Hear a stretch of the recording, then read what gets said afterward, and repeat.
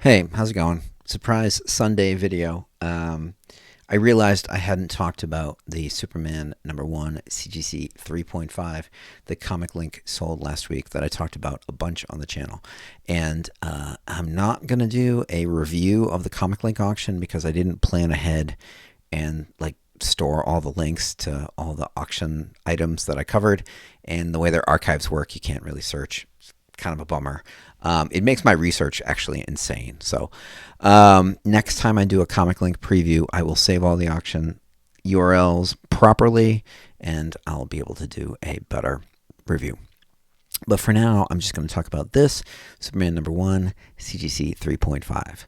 As I said multiple times, I did a short and covered it in the preview video. This is an ideal 3.5. I was really excited to see where it would end up, as it's a gorgeous book and it presents really well for a 3.5.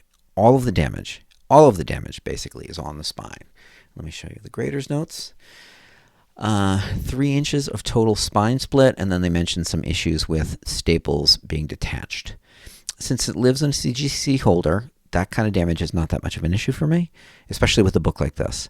The book is in stasis. It's like Han Solo in carbonite, right? So I thought it would do pretty well. So it had previously sold, as I'll show you in a minute, for $288,000, and I was speculating, for reasons which I'll talk about, that it could sell for maybe $500,000. It ended up selling for $370,000, which to me is a soft result in a way, right? Because I had visions of it selling for another $130,000 or more. But at the end of the day, it did, in fact, sell in March 5th of 2020 for $288,000. So selling for $370,000 is not a terrible result. The consignor did okay. They also had the joy of owning this book for 5 years, which I would love to have owned this book for 5 years. So there's that. It's not a loss. It's not one of those like videos I'm going to make where it's like somebody loses $2 million on a $3 million purchase. But where I was coming from, looking at it, maybe getting over $500,000, I think it's a weak result. Why did I think it could get over $500,000?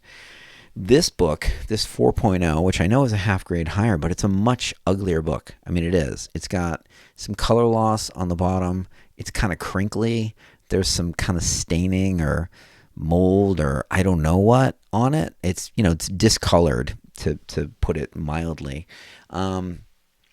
It's just not as good looking a book. And this sold for $815,000 in 2022.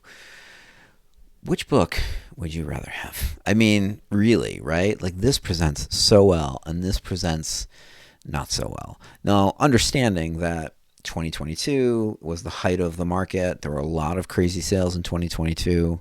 I get it, but, I still thought that this had more room to run. So what I'm hoping is that somebody will pop off in the comments and say that they bought it, and it's going to be the pride and joy of their collection for the next 10 years. Because that's happened a few times. I've featured books, and somebody says, "Oh, I bought that. I love it. It's amazing. I got a good deal," or whatever. So there you go.